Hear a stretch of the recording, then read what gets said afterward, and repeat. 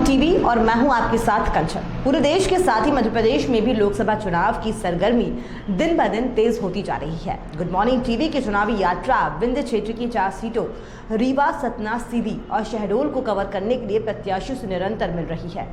लोगों से उनकी राय ले रही है। मकसद सिर्फ एक है, विंध्य के चप्पे चप्पे का समग्र विकास। ऐसे में हमारी टीम ने विंध्य क्षेत्र के वरिष्ठ पत्रकार निरंजन शर्मा से लंबी बातचीत की। आपको बता दें कि निरंजन शर्मा ने सतना की सियासत को लंबे समय से काफी नजदीकी के साथ देखा है।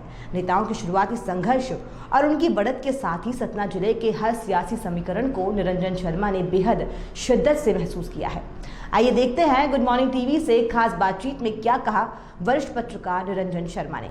नमस्कार, आप देख रहे हैं गुड मॉर्निंग टीवी और मैं आपके साथ अभिषेक तिवारी। सतना की राजनीति को कवर करने के लिए, नज़दीक से जानने के लिए अब हम एक ऐसे शख्सियत के पास पहुंचे हैं जिन्होंने 40 वर्षों से इस राजनीति को देखा है, समझा है, परखा है। न केवल सतना बल्कि विंध्य क्षेत्र की राजनीति में इनकी मजबूत पकड़ है। इन्होंने 40 वर्षों से पत्रकारिता की है और लगातार यहाँ की जनता के मूड को भांपने का काम किया है। तो हम अब बात करने वाले हैं वरिष्ठ पत्रकार निरंजन शर्मा जी से। बहुत बहुत स्वागत है सर आपका। नमस्कार। हम सबसे पहले ये जानना चाहते हैं कि विंध्य क्षेत्र की राजनीति जो कि समाजवादियों के गढ़ के रूप में शुरू हुई आज़ादी के बाद से, और अब की राजनीति जो मोदी के नाम पर चल रही है, कितना बदलाव आप देखते हैं और ये बदलाव क्यों? ये समय का बदलाव है। पीढ़ियाँ बदली हैं, बहुत सारी चीज़ें बदली हैं, समाज बदला है, उसी का बदलाव है।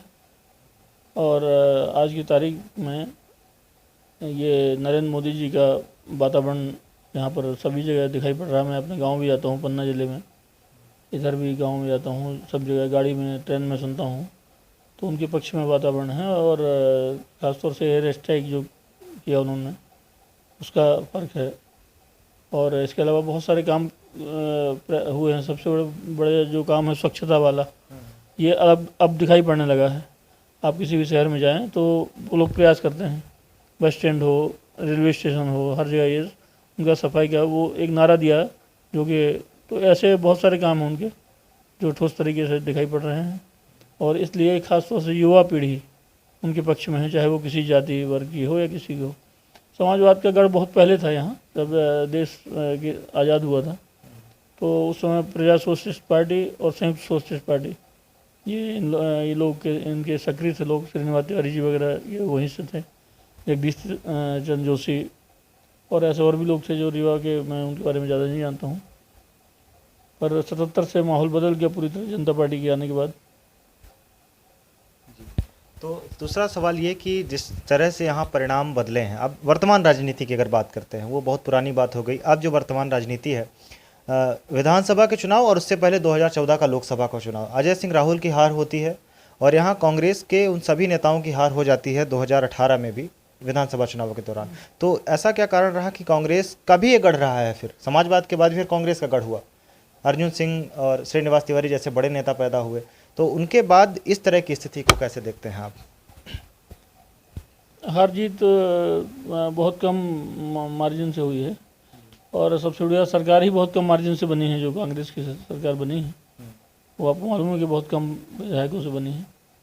और उतने में अगर ये दो खासतौर से राजन सिंह जी और अजय सिंह राहुल, ये लोग अगर जीत जाते तो कांग्रेस की स्पष्ट सरकार आ जाती, उनको लेने की ज़रूरत ही नहीं पड़ती समर्थन। और उनके 4-5 जो जीत जाते, जो खास हैं, तो बहुत जो प्रमुख लोग हारे हैं, तो उनकी सरकार बन जाती। तो बहुत मार्जिन से है, मतलब बहुत ज़्यादा फर्क नहीं है। अब एक तरह से ज़्यादा फर्क नहीं है। लेकिन विंध्य क्षेत्र में तो एक तरफा बीजेपी की लहर देखी गई, 30 में से 24 सीटें बीजेपी की आई थी। अब उसका कारण तो ये है कि इनका प्रशासन अच्छा था सभी जगह, है ना, और बहुत नज़दीक से हारे हैं। ये हारने का कारण उनका ये था कि 15 साल हो गए थे और कुछ उनका जो सवर्ण विरोधी एक बयान था वो ज़्यादा पॉपुलर हुआ। उसकी वजह से जो यूथ है, और ख़ासतौर से मुखर यूथ है, जो सवर्ण युवक होते हैं, वो थोड़ा स्वाभाविक मुखर होते हैं, तो उनके विरोध में एक लहर चल गई और फर्क पड़ गया।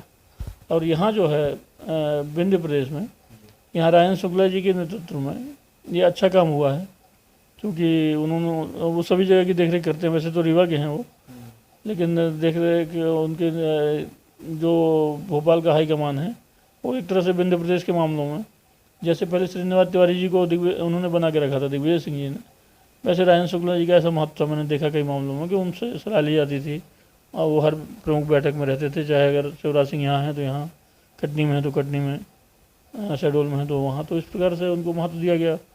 तो उनका जो चूँकि यूथ हैं वो और इंजीनियर भी रहे हैं, तो उन्होंने नए तकनीक से वैज्ञानिक तरीके से लोगों को इन्वॉल्व किया और उसका अच्छा परिणाम आया। अब सतना की राजनीति की बात करते हैं। 3 प्रमुख पार्टियां हैं, अपने अपने अलग कैंडिडेट उन्होंने उतारा है, लेकिन जातिगत समीकरण जो है उसको अगर ध्यान में रखा जाए तो तीनों पार्टियों ने अलग अलग जाति के प्रत्याशी को खड़ा किया। वो तीनों जातियां यहाँ प्रभाव रखती हैं। जहाँ कांग्रेस की तरफ से राजाराम त्रिपाठी ब्राह्मण चेहरा हैं, बीजेपी की तरफ से गणेश सिंह और बीएसपी की तरफ से अच्छेलाल कुशवाहा है। तो इस जातिगत समीकरण का गणित कैसा होगा इस चुनाव में, अभी आप कैसा देखते हैं? जातिगत समीकरण जो है निश्चित तौर पे इन्वॉल्व हो गया है, और गणेश सिंह की वजह से भी और राजा राम त्रिपाठी जी की वजह से, और तीसरे बीएसपी के अच्छेलाल कुशवाहा वहीं हैं। उनकी स्थिति अच्छेलाल कुशवाहा की जो भी स्थिति थी सुखलाल कुशवाहा के जीवित होने पर थी। वो सुखलाल कुशवाहा के एक तरह के दाहिने हाथ हैं रहे हैं, यहाँ तक कि किसी कांड में सुखलाल कुशवाहा पर शायद गोली चलाई गई थी, ऐसा मैंने पढ़ा था अखबारों में, और वो इन्होंने बीच में आकर के झेल लिया उसको, ऐसा कहते हैं, या बीच में आ गए और इनको लगी, फिर ये सुखलाल अस्पताल लेके इनको गए अच्छेलाल। तो इस प्रकार से अच्छेलाल उनके साथ रह करके काफ़ी उन्होंने अपना बिजनेस का काम किया, ज़मीन का काम किया। उनके होटल हैं और ये शादी वाले पंडाल हैं, और काफ़ी बिल्डर के तौर पर फेमस हैं वो अच्छेलाल। तो उनका महत्व तो ये है कि वो बीएसपी की टिकट बहुत पहले ले आए थे, 3-4 महीने पहले, और उनको काफ़ी समय मिल गया। तो उन्होंने सभी जगह घूमे, हो हर वर्ग में उनके परिचित तो होंगे, लेकिन उनको वोट प्रायः कुशवाहा समाज के ही मिलेंगे। और ऐसी भी आशंका जैसे पिछली बार हुई है कि जब इन्होंने बीएसपी उम्मीदवारों ने अपने आप को पराजित होते हुए महसूस किया, जैसे रेगांव में उषा चौधरी ने, रामपुर बघेलान में रामलखन पटेल ने, रामलखन सिंह ने, और भी 2-3 ऐसे हैं। तो इन लोगों ने क्या किया कि अपने वोट ही थोक के भाव भाजपा उम्मीदवार को बेच दिए। हाँ, जुगल बागरी पर ये आरोप है, नागेंद्र सिंह जी पर आरोप है, और रामपुर बघेलान के जो हर सिंह हैं उन पर आरोप है, उनके लड़के विक्की सिंह पर। तो और फिर बाद में इनको निकाला भी गया है पार्टी से, यहाँ तक कि इनकी पोलिंग में, जैसे हम यहाँ के प्रत्याशी हैं विधानसभा के, और हमें कम से कम अपने मोहल्ले के वोट तो मिलते, या हमारे परिवार के वोट, ये 75 घर हैं, वो 75 वोट भी नहीं मिले उनको, बीएसपी को। और वो कहाँ गए होंगे? स्वाभाविक बीजेपी में गए, क्योंकि इन लोगों के बारे में पहले से प्रसिद्ध हो गई थी बात, ये कि हार रहे हैं। जुगल बागरी के बारे में खास तौर से, नागेंद्र सिंह जी के बारे में भी कम वैसी बात थी, और उनके बारे में विक्की सिंह के बारे में भी ये था कि वहाँ पे आशी जी की जीतने की संभावना है। तो जब बीएसपी को ये लगा कि हम जीत नहीं रहे कहीं भी, तो इनके उम्मीदवार जो इनके उम्मीदवारों ने ये तय कर, या तो इकट्ठे होकर तय किया है, कैसे तय किया पता नहीं, लेकिन सभी जगह ये काम हुआ है कि इनकी खुद की पोलिंग में भी इनको वोट नहीं मिले। तो ये माना गया कि इन्होंने अपने वोट जो है उनको भेज दिए बीजेपी उम्मीदवारों को। अच्छा, तो अच्छेलाल कुशवाहा की कहानी ये है कि अब वो अपने समाज में ही घूम रहे हैं एक्चुअल में, और सभी को मालूम है कि बीएसपी का यहाँ कोई अस्तित्व नहीं है। बीएसपी का अस्तित्व यहाँ सुखलाल कुशवाहा के जीतने पर बना था, मालूम है आपको। और सुखलाल कुशवाहा इसके पहले रीवा में जीत चुके थे, भीम सिंह सबसे पहला उम्मीदवार देश का बीएसपी का रीवा में जीता था। तो यहाँ जातिगत उन्माद काफ़ी था, और वो पटेल समाज ने पैदा किया, और पटेल समाज में वो उन्माद ददुआ के अभ्युदय के बाद आया। उसके पहले ये लोग भी इतने साहस्य किया उद्यमी प्रवृत्ति के नहीं थे, जो अब जैसे अब दिखाई पड़ते हैं। खासतौर से ददुआ के अभ्युदय के बाद ये, और ददुआ के पहले गया बाबा भी कुर्मी थे, तो गया बाबा के से लेकर के ये बढ़ते गए लोग। और पटेल समाज के बढ़ने से इन्होंने निचली जातियों को जोड़ा और बीएसपी को वोट दिलवाए। तो भीम सिंह पटेल सबसे पहले जीते रीवा में, तो सुखलाल कुशवाहा यहाँ जीते सतना में, तो सुखलाल कुशवाहा के जीतने का कारण अर्जुन सिंह का विरोध भी बहुत ज़्यादा था। तो सुखलाल को जब पब्लिक को ये देखना था कि कौन इनको हरा सकता है, अर्जुन सिंह को, तो जब लोगों को लगा कि सुखलाल हरा सकते हैं तो उन्होंने सुखलाल को वोट दे दिया।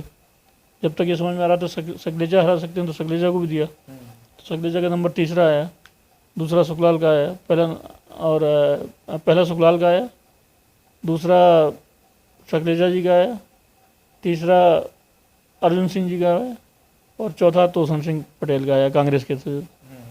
तो ये हो गए 4। इस प्रकार से इनका अभ्युदय हुआ और सुखलाल कुशवाहा लेकिन जल्दी ही 2-2.5 साल में इनकी सरकार गिर गई थी। सांसद बहुत कम समय रहे ना, 2 साल, और उसके बाद फिर वो कभी नहीं जीते। तो ये कुशवाहा समाज में एक जागृति पैदा हुई सुखलाल कुशवाहा की वजह से। इसके पहले कोई ऐसा मतलब अलग से लेवल नहीं लगता था कि कुशवाहों से बात कर लो या ऐसे, वो एक मतलब चिन्हित नहीं हुए थे। इसके बाद ये चिन्हित होने शुरू हुए, धीरे धीरे और घुसे लोग गाँव में, ज़्यादा नेता होने लगे। नेताओं में भी एक मतलब अब क्या है कि जैसे लड़का पढ़ता है, अगर वो नौकरी वोकरी में नहीं आता है तो किसी साइड में किसी पार्टी का वो ले लेता है पद, शहर सचिव पद या कोई भी, या किसी के साथ जाने लगते हैं। अब बहुत ज़्यादा इसके प्रति एक भावना अच्छी पैदा हुई है। नहीं तो पहले यूथ जो है डरते थे कि हमें नौकरी करना है तो हम इसमें ना, लेकिन अब ऐसा नहीं है। वो सोचते कि नौकरी से भी अच्छा है ये, तो क्योंकि इसमें सब इसमें अगर एक बार फतेह हुई तो सब कुछ हासिल हो जाता है। तो इस प्रकार से यहाँ पर आपका सवाल यही था ना कि जातिगत समीकरण, तो ये 2 वर्ग हुए। इसके पहले जो वर्ग बढ़े हुए थे वो स्वाभाविक है, ठाकुर और ब्राह्मण थे, है ना। और ठाकुर वर्ग की विशेषता ये है कि वो जो भी सामान्य सीट होती है वो उसमें टिकट मांगते हैं, और नहीं मिलती तो फिर दूसरी पार्टी से, तीसरी पार्टी से, जो पार्टी देगी उससे लड़ जाते हैं। नहीं तो कई बार निर्दलीय भी लड़ते हैं। और यानी वो हर चीज़ में सामान्य है वो, तो ठाकुर साहब को लड़ना है ना। तो ये हो गया है कि इनकी आबादी इतनी नहीं है, संख्या में इतने नहीं है, लेकिन इनके विधायक ज़्यादा हैं, इनकी मंत्री ज़्यादा हैं। अभी आप कांग्रेस सरकार में खासतौर से देख लीजिए, है ना। तो ये हो गए। और इसके बाद हैं ब्राह्मण। तो ब्राह्मण समाज हर जगह जो है क्योंकि विभाजित है, ब्राह्मण समाज में कई वर्ग हैं और एक दूसरे को छोटा समझते हैं वो। तो यहाँ जो ज़्यादा लोग हैं वो सरवरिया ब्राह्मण हम लोग कहते हैं, सरयू पारी, शायद बुंदेलखंडी में सरवरिया बोलते हैं, सरयू पारी ब्राह्मण होंगे ज़्यादा। तो ये अपने आप को उच्च समझते हैं। तो और जो दूसरे ब्राह्मण हैं तो वो इस प्रकार से एक दूसरे के प्रति, यहाँ पर ब्राह्मण समाज के 2 संगठन हैं जैसे सतना में, है ना, और वो दोनों मतलब उच्च स्तर पर काम करते हैं। एक संगठन है कमलाकर चतुर्वेदी का, एक संगठन है ये जो राजा राम त्रिपाठी कांग्रेस के उम्मीदवार हैं, इनके बड़े भाई रघुनाथ प्रसाद त्रिपाठी का, वो अखिल भारतीय ब्राह्मण महासभा है, और इनका सर्व ब्राह्मण समाज, है ना। दोनों अपने यानी परशुराम जयंती मनाएंगे तो एक यहाँ मनाएगा, एक दूसरी जगह मनाएगा। उनका ऑफिस भी बन गया है वैसे राजा राम जी का, नहीं परशुराम जी का मंदिर बनाया उन्होंने, वहीं पर ब्राह्मण समाज का दफ्तर बना दिया, और इनका पटना जी के बगीचे में होता है। तो इस प्रकार से ये सब समाज सक्रिय हैं राजनीति में। और इस बार चूँकि गणेश सिंह के प्रति पिछली बार 2014 में भी लामबंदी हुई थी इनको हराने के लिए, अजय सिंह राहुल के पक्ष में ब्राह्मण भारी मात्रा में आए, और तभी तो इतने वोट मिले 3.5 लाख के लगभग, है ना। केवल 8,000 का अंतर, हाँ केवल 8,000 का अंतर था। और वो किसी किन्हीं नारायण त्रिपाठी जी की वजह से या किसी अन्य की वजह से नहीं हुआ, वो तो होना ही था, वो तो कर ही रहे थे। ऐसा माना जाता था कि वो उनका साथ नहीं दे रहे हैं, सबको मालूम था। जो सबसे ज़्यादा फर्क पड़ा है वो राजेंद्र सिंह जी के विरोध की वजह से हुआ। अगर राजेंद्र सिंह जी कांग्रेस के साथ रहे होते तो अजय सिंह राहुल को कोई फर्क नहीं पड़ता, जीत जाते वो आराम से, चाहे वो नारायण त्रिपाठी इस्तीफा दिए होते हैं या और भी लोग दे देते। लेकिन चूँकि बाकी लोग तो जो जिनको करना था कर ही रहे थे, अब किसी के कहने पे भी कोई वोट नहीं देता है, ये भी सच्चाई है। सतना सहित विंध्य क्षेत्र की राजनीति को आपने बड़ी नज़दीक से देखा है। ये नेता जब उभर रहे थे तब उनके संघर्षों को देखा है, और आज इस मुकाम पर पहुंचे हैं ये भी देखा। तो हम जानना चाहेंगे कि जो तीनों प्रत्याशी हैं उनके बारे में थोड़ा सा उनका इतिहास, और किस पृष्ठभूमि से और किस विचारधारा के साथ ये आगे बढ़े और इस मुकाम पर पहुंचे हैं। तो सबसे पहले हम जानना चाहेंगे गणेश सिंह, जो कि यहाँ के सांसद हैं, उनके बारे में कि कैसी विचारधारा के साथ वो आगे बढ़े और किस तरह की राजनीति अभी तक उन्होंने की। जी, गणेश सिंह जी मूलतः समाजवादी विचारधारा के व्यक्ति हैं, और शक्ति प्रसाद पांडे एक नेता हुआ करते थे। शक्ति प्रसाद पांडे, मुरलीधर शर्मा, प्रकाश नारायण सिंह नाती, ये राजमणि सिंह पटेल, ये 3-4-5 समाजवादी नेता होते थे। और ये लोग, इनका काम था व्यवस्था के प्रति विरोध प्रदर्शन करना। तो ये प्रायः इनके समाचार लेके गणेश सिंह जी आया करते थे। और उसमें लक्ष्मी यादव भी नाम रहता था, लक्ष्मी यादव। और फिर अंत में गणेश सिंह कई बार उसमें अपना नाम लिख भी देते थे ऐसे अलग से। वो न्यूज़ लेके आते थे और न्यूज़ सब जगह छपवाते थे। ये इस तरह से उन्होंने राजनीति उनकी शुरुआत हुई। और फिर वो न्यूज़ चूँकि खुद बना के लाते थे तो वो बहुत अच्छा लिख लेते हैं। अगर वो एक पत्रकार होते तो इस एरिया में उनसे अच्छा कोई पत्रकार ना होता, जयराम वगैरह भी ना होते। बता देना जयराम को, है ना काट देना इसको। तो ये बहुत अच्छा लिख लेता है वो, उसकी राइटिंग बहुत अच्छी है और अपने समाचार वो स्वयं बनाता है पहले, अब तो शायद ना बनाते हों। तो इस प्रकार से उनकी राजनीति की शुरुआत उससे हुई, न्यूज़ें पहुंचाने से, समाजवादी पार्टी की। फिर वो सारे दादाओं के संपर्क में आए, फिर वो जॉर्ज फर्नांडीज के संपर्क में आए, फिर ये लोग उनको दिल्ली ले जाने लगे। फिर वो राष्ट्रीय लोकदल बना। तो लोकदल में देवी लाल जी ने क्या किया कि जो उसके प्रांतीय अध्यक्ष बनाए जनता दल के, लोकदल के, उन सबको एक कार दी कि हम आपको कार देंगे और ऑफिस आपका राजधानी में रहेगा। तो वो ये मोटरसाइकिल से कार में आ गए। इनको वो जो कार मिली, फिर ये वो फिर देते हैं तो फिर वापस तो लेते नहीं पॉलिटिकल पार्टी, तो फिर इन्हीं के पास रही वो। और उस कार से ये यहाँ से जैसे रीवा जैसे शहडोल जाने लगे, शहडोल से कहीं जाने लगे, ऐसे प्रांतव्यापी युवा समाज, युवा राष्ट्रीय लोकदल की यूथ विंग के अध्यक्ष थे ये। तो और प्रांतीय कोई रहा होगा उनके साथ। तो इस प्रकार से ये रघु ठाकुर वगैरह थे ये लोग, तो इनके साथ ही थे। रघु ठाकुर भी आया करते थे प्राय। और ये लोग गणेश सिंह, लक्ष्मी यादव, ये लोग इनके साथ रहा करते थे यूथ विंग। तो इस प्रकार से इनके पास कार आ गई। जब कार आ गई तो उसके बाद ये चुनाव लड़ने लगे प्राय। इनने कई चुनाव लड़े हैं, उसकी संख्या मुझे ठीक से मालूम नहीं है, लेकिन हर विधानसभा चुनाव लड़ते थे। और एक बार मैंने कहा भी था कि यार हर बार भरते हो, कभी 1300 कभी 1500 इस तरह वोट मिलते हैं, क्या फ़ायदा इससे, बर्बादी कर। तो उसने कहा कि वो नेता कैसा जो चुनाव न लड़े शर्मा जी, तो चुनाव तो लड़ाने का चाहिए ना। तो उसको किसी ने हो सकता बताया हो उनको दिल्ली में, या किसी व्यक्ति ने जो जहाँ ये रहते थे, चुनाव लड़ना चाहिए, चुनाव लड़ने से आप दिखाई पड़ेंगे। तो ये चुनाव लड़ के, और फिर इनका जो सबसे अच्छा प्रदर्शन रहा वो 1993 में रहा, जो विधानसभा का उपचुनाव हुआ। विधानसभा के चुनाव हो रहे थे तो अचानक ये बैरिस्टर गुलशन अहमद, जो हिमाचल प्रदेश के राज्यपाल थे, यहाँ अपने लड़के का प्रचार करते हुए पाए गए, सईद अहमद का, और वो चुनाव रद्द हो गया, है ना। तो उसके 4 महीने बाद चुनाव हुआ। उसमें ये सब उम्मीदवार थे। समाजवादी पार्टी से लक्ष्मी यादव, जनता दल से गणेश सिंह, भारतीय जनता पार्टी से ब्रजेंद्र नाथ पाठक, और कांग्रेस से सईद अहमद, ये 4 उम्मीदवार थे। फिर दोबारा चुनाव हुआ 4 महीने बाद, उसमें फिर ब्रजेंद्र नाथ पाठक भारतीय जनता पार्टी के विजयी रहे। और इन लोगों ने आरोप, इनको भी 17,000 एक को, 11-12 हज़ार एक को, लक्ष्मी यादव को ज़्यादा कुछ वोट मिले थे और गणेश सिंह उनसे पीछे थे। तो इस प्रकार से ये उस फलक में आ गए कि ये दिखाई पड़ने लगे लोग, मैंने 4 कैंडिडेट में आ गए। पहले तो पता नहीं चलता था कि गणेश सिंह ने भी फार्म भरा है, ऐसे कोई किसी ने भरा होगा, ऐसे बहुत लड़के भरते रहते थे। तो उसके पहले कई चुनाव लड़ चुके थे उस विधानसभा के पहले, वो कम से कम 3 तो जरूर होंगे, है ना। तो जब इस तरह इसमें जनता दल में आए वो, फिर उन्होंने, उनकी चूँकि अच्छी इमेज थी, वो बोलना, हमने बताया कि लिखना पढ़ना जानते थे वो, और बोलते भी ठीक थे, क्योंकि वो उनका दिल्ली कनेक्शन बन चुका था।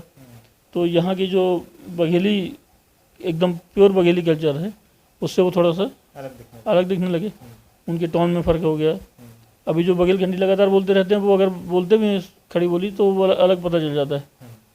तो इसका भी फ़र्क पड़ता है पब्लिक पर, है ना। वो पता नहीं चलता, कोई अंडरस्टूड बातें रहती हैं कि उसके प्रति अच्छी धारणा बन जाती है कि अच्छी बात कर रहा है, ऐसा। तो इस प्रकार से वो वक्ता अच्छा हो गया वो। फिर जिला पंचायत के अध्यक्ष बने वो, पहले कहीं से परिषद के सदस्य बने होंगे, फिर अध्यक्ष बन गए उस चुनाव में। तो जिला पंचायत के अध्यक्ष जब बने तो स्वाभाविक है कि वो उनकी प्रांतीय इमेज बन गई, लोग जानने लगे। और उस जिला पंचायत अध्यक्ष बनने के बाद फिर उमा भारती और भी लोगों के संपर्क में आए होंगे, लेकिन उमा भारती जब 2003 में अच्छा। इसमें सक्रिय हुई, 2003 में दिग्विजय सिंह की सरकार गिरी, ये बहुत बड़ी बात हुई, 10 साल से सरकार बनी हुई थी उनकी। उमा भारती ने अपने भाषणों से एकदम से, जैसे आज मोदी की लहर पूरे प्रदेश देश में है, वैसे उस समय भारतीय जनता पार्टी की लहर प्रदेश में आई उमा भारती की वजह से। और उमा भारती ने इनको, गणेश सिंह को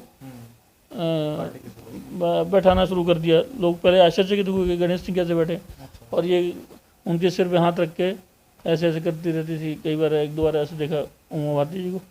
तो यानी उन्होंने अपना बेटे के तौर पर उसको मान्यता दी और तुरंत उनको लोकसभा की टिकट मिल गई।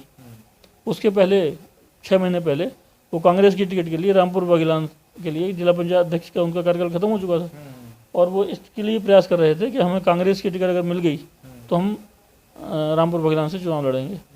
लेकिन उनको एकदम से लोकसभा की टिकट नसीब हो गई उमा भारती के माध्यम से, और वो चुनाव जीत भी गए वो, और तब से उनकी जीत का सिलसिला जारी है।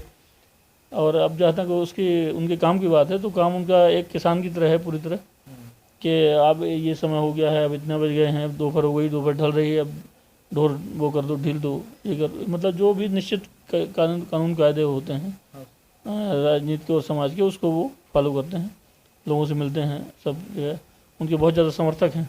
मेरा एक सवाल ये था कि सबसे पहले तो वो लगातार 15 वर्षों से सांसद हैं, तो इसका कारण क्या है? और उनके ऊपर एक आरोप लगाया जाता है कि वो जातिगत राजनीति करते हैं, तो कितनी सत्यता है इस पर आपके अनुसार?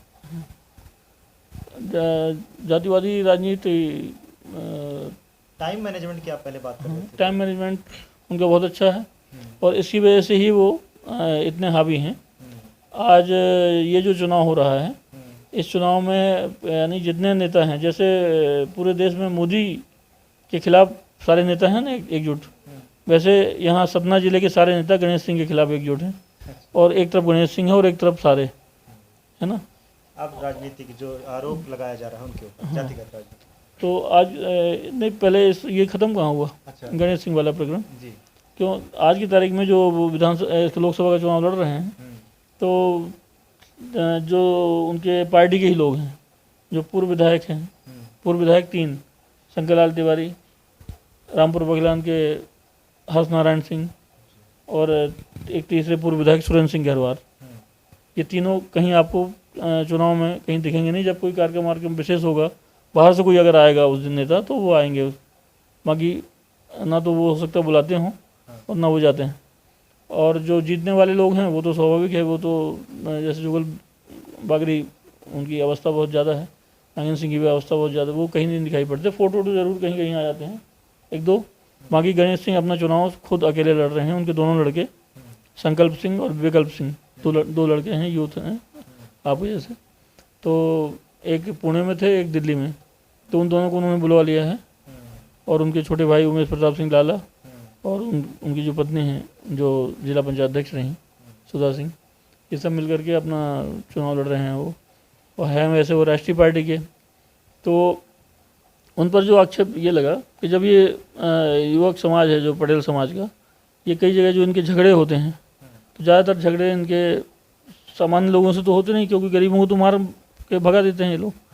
जो गरीब मतलब जो पिछड़ी जातियाँ हैं, चमारकुरी, उनको ये लोग पहले से दबाए हुए हैं। अब और उनको कोई ज़रूरत नहीं थी झगड़े करने की। इनके झगड़े होने लगे ब्राह्मणों से, ठाकुरों से, यहाँ तक कि ये नाम के आगे सिंह लिखने लगे, और अब तो पूरे लगभग 80% लिखने लगे हैं। पहले सिंह नहीं लिखते थे, पहले कोई आपको बहुत कम, उसमें दो हैं, इसके भी 2 हैं, एक बहरगाह, कौन बता रहा था, बहरगाह, और एक सिंगरौल और हाँ बहरगैया से बड़गैया तो ब्राह्मणों में होता है, बहरगैया और सिंगरौल 2 समाज हैं उसमें, कुर्मी समाज में। अच्छा, तो तीसरे और होंगे। तो ये 2 विशेष वर्गों में विभक्त है। और लेकिन जब चुनाव होता है और कोई खड़ा हो जाता है, तो उसके बारे में ये बातें फैलाई जाती हैं कि ये तो सिंगरौल है, ये लोग नहीं देंगे वोट उनको, ये बहरगैया हैं, ये लोग नहीं देंगे। लेकिन ऐसा होता नहीं है। पटेल एक हो चुका है। पटेल एक हो चुका है। वो जैसे चींटियाँ ऐसी चलती ना एक लाइन बना के, तो वो बिल्कुल उसी प्रकार से चलेंगी और सपोर्ट करते हैं अपने नेता को। तो इस समय गणेश सिंह पूरे विंध्य क्षेत्र में एक पटेल नेता के रूप में, विंध्य क्षेत्र क्या मेरे ख्याल में प्रदेश स्तर पर उनका नाम हो चुका है। और चूँकि पिछड़ा वर्ग एक आयोग बना था शायद केंद्र में, उसके अध्यक्ष इनको बनाया गया और मोदी ने पूरा इनको घुमाया, पूरे देश में घूमे ये। केरल, अभी ये गणेश सिंह कहीं केरल, कहीं तमिलनाडु, कहीं जाते हैं तो वहाँ 10-12 लोग उनका स्वागत करने के लिए, विधायक वहाँ के, सांसद वहाँ के आते हैं वो, कि ये चूँकि पिछड़ा वर्ग का इन्होंने वो ओबीसी में और बढ़ाया जाए, क्या किन जातियों को और बढ़ाया जाए, पिछड़े वर्ग में शामिल किया जाए, इसका अध्ययन किया था उस दल ने। उसके ये अध्यक्ष थे गणेश सिंह। तो इनका राजनीतिक महत्व बहुत ज़्यादा बढ़ गया है, इसलिए उनको टिकट भी मिली। हम आपसे जानना चाहेंगे कि कांग्रेस प्रत्याशी राजाराम त्रिपाठी, जो कि लगभग 70 साल के हैं, एक अच्छा बड़ा राजनीतिक करियर रहा है, उनकी विचारधारा किस तरह से शुरू हुई, किस तरह से राजनीति में आए और अब इस मुकाम पर पहुंचे हैं? राजाराम त्रिपाठी ये अभी 70 से कम के होंगे और काफ़ी सक्रिय हैं वो, और बहुत समय से सक्रिय हैं। ये डामा गांव है यहाँ सतना नागौद रोड पे, डामा बरेठिया के पास, वहाँ के रहने वाले हैं। और इनके जो बड़े भाई हैं रघुनाथ प्रसाद त्रिपाठी, उन्होंने यहाँ पर भूसे का कारोबार था उनका। गांव से भूसा मंगा के बैलगाड़ियों से यहाँ संग्रह किया जाता था, फिर उस भूसे को शहर की डेयरियों को और बाहर के ट्रकों पे वो मतलब सप्लाई हो जाता था। यानी भूसे के बड़े कारोबारी थे वो। और सतना सिटी कोतवाली के सामने उनका ये थी दुकान थी। वहीं से इनका अभ्युदय हुआ। पहले युवक के रूप में दिखाई पड़े राजाराम त्रिपाठी जी, फिर इन्होंने एक हाफ बॉडी का एक ट्रक खरीदा, है ना, और त्रिपाठी ट्रांसपोर्ट उसमें लिखा गया। वो अब बहुत बड़े ट्रांसपोर्टर हो गए हैं। पूरे कई सीमेंट फैक्ट्रियों के काम करते हैं वो, प्रिज्म के, जेपी के, और पता नहीं और भी कई बहुत सारी जगह के होंगे, कई जगह दूसरे नामों से हो सकते हैं। अच्छे बड़े ट्रांसपोर्टर बने जाते हैं त्रिपाठी ट्रांसपोर्ट। वहाँ से उनका काम अलग हुआ, फिर बहुत बढ़ाया इन्होंने। और उसी समय अमर जैन, अमर ट्रांसपोर्ट है ना, अमर जैन ट्रांसपोर्ट कंपनी, तो उसके मालिक अमर जैन और मनोहर लाल गुप्ता, इन लोगों ने ट्रांसपोर्ट एसोसिएशन बनाई। क्योंकि उस समय का टीआई यादव और भी ऐसे लोग परेशान करते थे, इनको पकड़ने लगे ट्रक, तो ये छुड़वाने के लिए जाने लगे कि तुम कौन, ऐसे सवाल होने लगे। तो इन्होंने एक एसोसिएशन बाहर के इंदौर वगैरह के लोगों ने बताया कि आप ऐसे ट्रांसपोर्ट यूनियन बना लो। तो इनने यूनियन बना ली और विंध्य चैम्बर से एफिलेटेड हो गए लोग। तो उस यूनियन के अध्यक्ष बने Rajaram Tripathi, transport union association के। और फिर उसके बाद इनका और विस्तार हुआ, फिर विंध्य चैम्बर के भी अध्यक्ष बने ये, विंध्य चैम्बर के अध्यक्ष बने। और उसी समय जब ये विंध्य चैम्बर के अध्यक्ष बने तो यहाँ से अर्जुन सिंह जी सांसद हुए। तो अर्जुन सिंह की निगाह स्वाभाविक उन पर गई। माल्यार्पण होता था, ये होता था, बोलते थे लोग, तो उनको एक ब्राह्मण यहाँ चाहिए था। क्योंकि जो पहले के ब्राह्मण थे, कमलाकर चतुर्वेदी, और जो और दूसरे ब्राह्मण थे जैसे बद्री पटना, बद्री शर्मा, उन पर उनको उतना विश्वास नहीं था। और ख़ासतौर से रामचंद्र वाजपेयी को अलग कर रहे थे वो। रामचंद्र वाजपेयी जो कि जैतवाड़ा के विधायक, चित्रकूट के विधायक थे, जैतवाड़ा के रहने वाले थे, तो इनको सब उनका समर्थक मानते हुए ये अलग करके अपना एक आदमी चाहते थे, अर्जुन सिंह जी। और इन्होंने राजाराम त्रिपाठी को उसमें से उठाया एक। और उन्होंने जब यहाँ पर उसके चुनाव कराए, उसी दौरान हुए 91 से 96 के बीच, यहाँ पर सन 94 में नगर निगम के चुनाव हुए। और जगह जगह से पार्षद चुने गए। उन पार्षदों ने अपना अध्यक्ष चुना। उसमें महापौर ऐसे ही चुने जाते थे, जनता नहीं चुनती थी। 94 की बात कर रहा हूँ। तो सब पार्षदों ने इनको अध्यक्ष बनाया राजाराम त्रिपाठी ने। किसकी वजह से? अर्जुन सिंह के महत्व की वजह से, कि अर्जुन सिंह से डायरेक्ट टच है इनका, अर्जुन सिंह इनको महत्व देते हैं। और हो सकता है उन्होंने भी इशारा किया हो कुछ लोगों को, इस प्रकार से वो इसके अध्यक्ष बन गए, नगर निगम के महापौर हो गए। और महापौर होकर के उन्होंने अच्छा काम किया। पहले संगठित काम नहीं था नगर निगम का, वो संगठित होने लगा क्योंकि कमिश्नर के अलावा जनता का प्रतिनिधि बैठने लगा। तो इस प्रकार से 94 से इसकी शुरुआत हुई है हाँ मैन यहाँ पर। और उसके बाद जब वो मेयर हो गए एक बार, तो स्वाभाविक है कि अर्जुन सिंह जी उनको और बढ़ाते। तो अर्जुन सिंह ने उनसे पूछ के, यहाँ की सतना की टिकट तो दे नहीं सकते थे वो, क्योंकि डॉक्टर लाल तखरे यहाँ से एक हैवी वेट वो थे नेता, अर्जुन सिंह से भी पुराने थे वो लाल तखरे। तो इसलिए इन्होंने कहा कि कहाँ के रहने वाले हैं आप, तो इन्होंने बताया डामा और नागौद की। डामा चूँकि नागौद में आता है, तो इन्होंने नागौद कांग्रेस की टिकट दे दी, राम प्रताप सिंह की टिकट काट के, क्योंकि इन लोगों को सबको वो अपनी राजनीति के अंतर्गत काटना चाहते थे, ऐसा समय सुनने में आता था। तो नागौद से टिकट जब दे दी, तो राम प्रताप सिंह इनके खिलाफ लड़ गए स्वतंत्र रूप से, और वो जीत गए, और राजा राम की जमानत जब्त हो गई वहाँ से पहले चुनाव में, विधानसभा के पहले चुनाव में कांग्रेस के प्रत्याशी होते हुए। फिर दूसरा चुनाव उन्होंने लोकसभा के लड़ा 2003 में, क्योंकि उनको बीना सिंह और राहुल सिंह के झगड़े में ये टिकट अंततः सुधीर सिंह तोमर को मिल गई, जिनका कहीं पहले नाम नहीं था उम्मीदवार सूची में। लेकिन अब किसको टिकट दिया है, ऐसा करके रातों रात जो है, जैसे आज फार्म भरना है, आखिरी दिन है आज सवेरे कल, और आज रात में टिकट दी गई 12 बजे करीब, ऐसे सुधीर सिंह तोमर ने पर्चा दाखिल किया। उस समय ये बहुत आसान्वित थे राजा राम त्रिपाठी कि अगर इनको परिवार को टिकट नहीं मिली तो हमको मिलेगी, ये मान के चल रहे थे। लेकिन उनको ना मिल के उनको मिल गई, सुधीर सिंह जी को, तो इन्होंने विद्रोह कर दिया। और ये चूँकि यूपी से संबंध हैं इनके, सभी जगह ट्रांसपोर्टर हैं और व्यापारी हैं बड़े, तो ये इन्होंने अखिलेश यादव से, उनके मुलायम सिंह यादव से समाजवादी पार्टी की टिकट रातों रात हासिल कर ली और चुनाव लड़ा। तो वो जो 1,30,000 वोट प्राप्त हुए उस चुनाव में इनको, समाजवादी पार्टी के, क्योंकि समाजवादी पार्टी का यहाँ कोई अस्तित्व नहीं है, तो वो 1,30,000 वोट जो इन्होंने पाया था 2003 में, वो बाद में कहाँ गया जब नहीं लड़े 2009 में, 2014 में, है ना। तो वो स्वाभाविक भारतीय जनता पार्टी को जा रहा था, क्योंकि शुद्ध ब्राह्मण थे वो ज़्यादातर, उसका 70% ब्राह्मणों का इसमें जा रहा था, भारतीय जनता पार्टी में गणेश सिंह को ही जा रहा था। अब वो वोट 1,30,000 वोट कहाँ जाएगा इस चुनाव में, तो 1,30,000 वोटों की कमी है इनके सामने। किनके सामने? गणेश सिंह के सामने।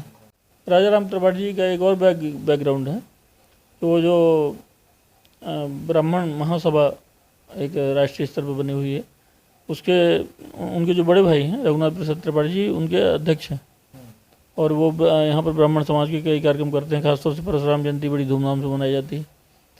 एक दूसरा संगठन भी है, सर्व ब्राह्मण समाज संगठन, लेकिन इनका संगठन भी सक्रिय है काफ़ी। तो उनके छोटे भाई हैं ये 2 भाई हैं, है ना, 3 भाई हैं। एक तीसरे छोटे भाई गोविंद त्रिपाठी जी हैं, वो ट्रांसपोर्ट में बैठते हैं, और सभी ये अपने ढंग से व्यवसाय करते हैं और समाज सेवी भी हैं।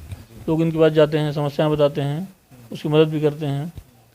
खासतौर से इनके पास गाड़ियों का डीलरशिप थी, अशोक लीलैंड गाड़ी, कई कारों की डीलरशिप थी, वो बड़ी गाड़ी है, निशान वगैरह चलती है ना लंबी लंबी, तो वो सब की डीलरशिप थी।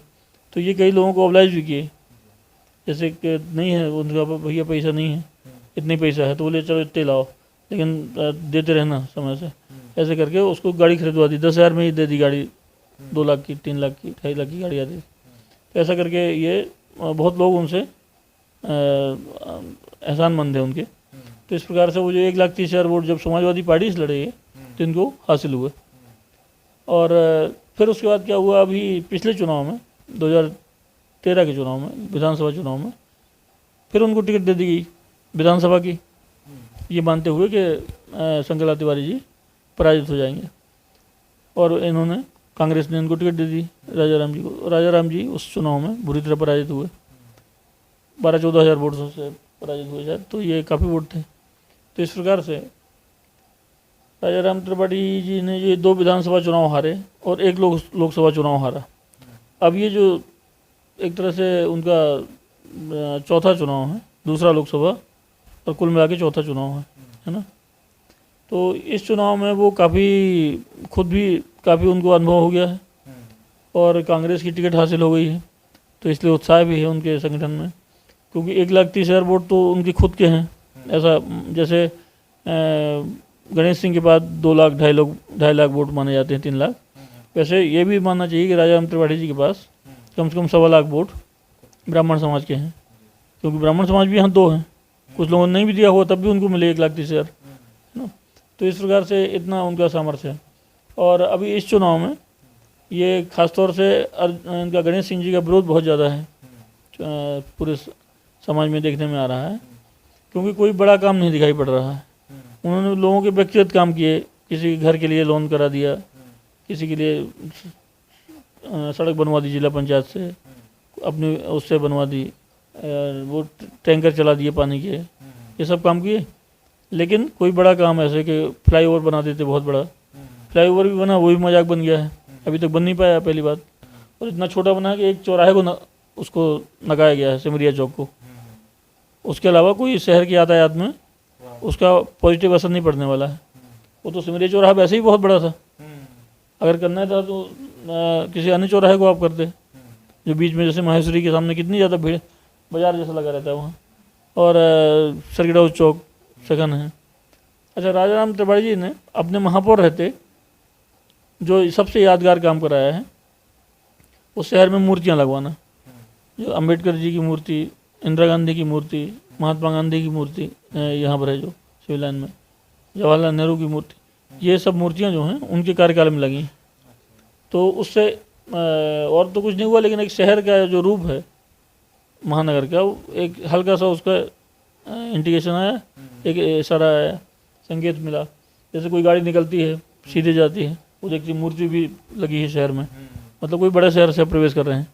जब देवनार से निकले थे, नागौर से निकले थे, तब तो कोई मूर्ति नहीं मिली, अब सतना में मूर्ति मिली। इस तरह से एक शहर का कलेवर बढ़ाने में उनको पहला योगदान उनका है। और इस प्रकार से, और सबसे बड़ी बात कि वो एक बहुत ही सभ्य और शरीफ आदमी के रूप में फेमस हैं, और व्यापारी भी हैं, तो बहुत सोच समझ के नियमानुसार व्यापार करते हैं। और 3 भाई हैं, उनके जो एक भतीजे हैं राम अवतार त्रिपाठी, वो भी समाज सेवी हैं।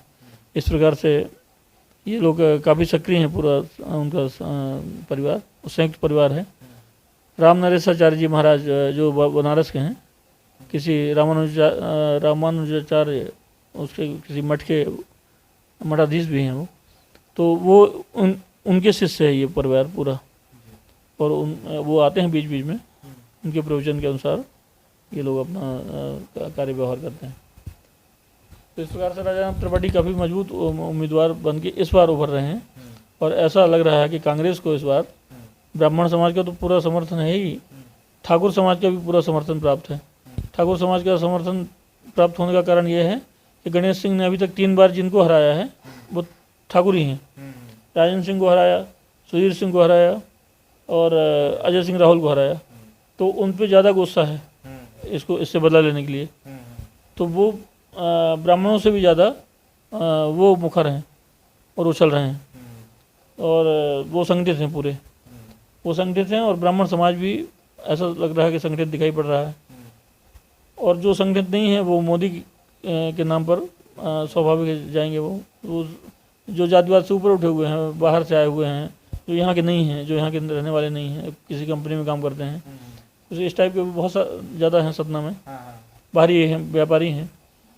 तो इस प्रकार से उनको समर्थन ठाकुर, ब्राह्मण और मुसलमान, ऐसा इन 3 जातियों को जोड़ करके हम जीत हासिल कर लेंगे।